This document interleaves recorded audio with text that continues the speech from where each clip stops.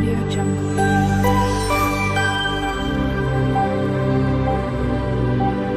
Audio Jungle. Hello everyone, જય શ્રી કૃષ્ણ. મારી ચેનલમાં તમારું સ્વાગત છે.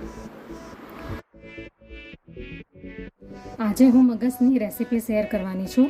એના માટે જોઈશે આ કરો ચણાનો લોટ છે, આ 150 ગ્રામ, અને આ દળેલી ખાંડ છે 125 ગ્રામ, આ દેશી ઘી છે 150 ગ્રામ, અને એનામાં નાખવા માટે આપણને જોઈશે આ પિસ્તા અને બદામની કતરણ, અને આ અડધી ચમચી જેટલો ઇલાયચી પાવડર, અને ચારોલી 1 ચમચી જેટલી, અને આ 3-4 ચમચી જેટલું દૂધ. તો હવે આપણે ચાલુ કરીએ. મેં ગેસ પર આ કઢાઈ મૂકી દીધી છે ગરમ થવા માટે. હવે આપણે એની અંદર આ ઘી એડ કરી દઈશું.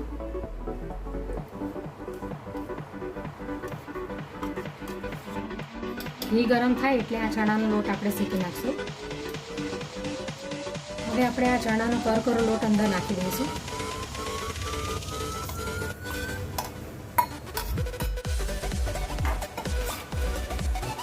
એને ધીમે ધીમે હલાવતા રહીશું. જ્યાં સુધી એનો ગોલ્ડન કલર થઈ ન જાય ત્યાં સુધી આપણે એને હલાવતા રહીશું.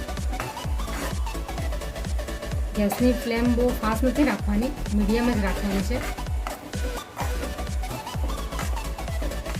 જ્યાં સુધી આનો કલર ગોલ્ડન ન આવે અને અંદરથી સરસ સ્મેલ ન આવે શેકાવાની, ત્યાં સુધી એને આવી રીતે હલાવતા જ રહેવું પડશે.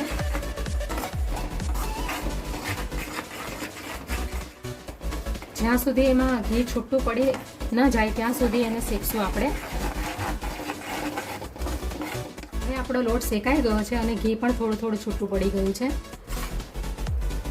આપણે એને વધારે દાણેદાર બનાવવા માટે આપણે એની અંદર આ દૂધ નાખશું 2 ચમચી.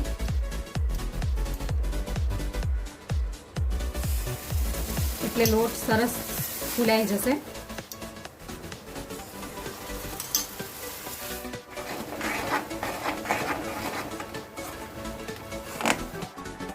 હવે આ લોટ ફૂલાઈ ગયો છે અને બરાબર શેકાઈ પણ ગયો છે.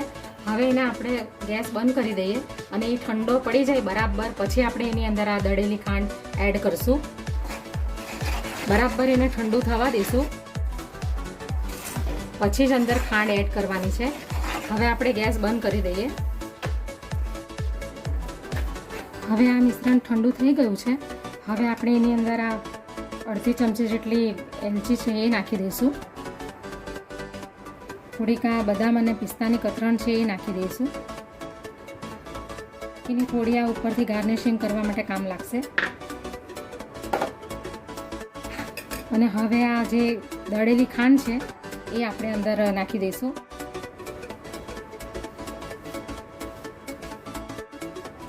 હવે એને બરાબર મિક્સ કરી લઈશું.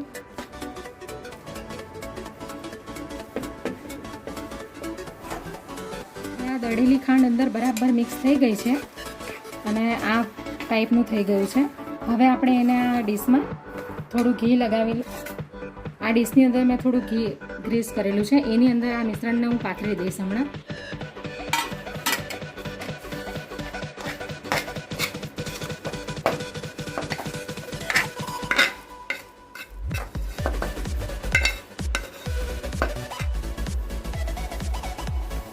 હવે આ પ્રમાણે પાથરી દઈશું. એની ઉપર આ ચારોલી છે એ હું નાખી દઈશ ગાર્નિશિંગ માટે.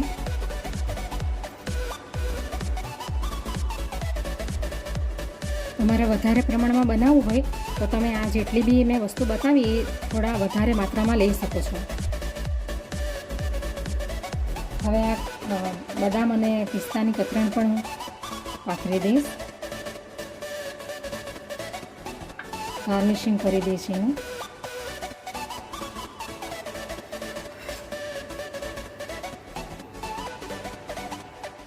હવે આપણે આને કટ કરી લઈએ.